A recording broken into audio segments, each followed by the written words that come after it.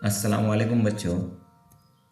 आज हम उर्दू मज़मून नवेसी इसमें मेरी माँ इस उन्वान पर मज़मून लिखेंगे। मेरी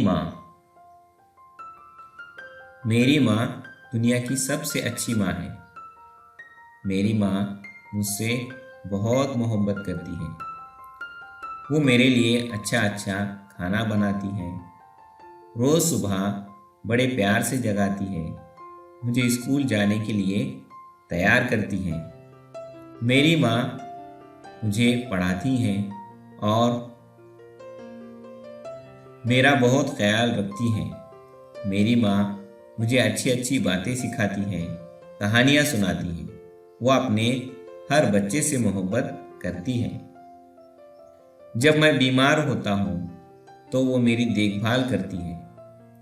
अपने आराम को तर्क करके वो रातों को जाग कर मेरा ख्याल रखती है।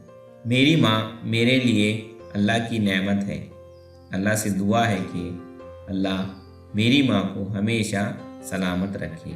आमीन।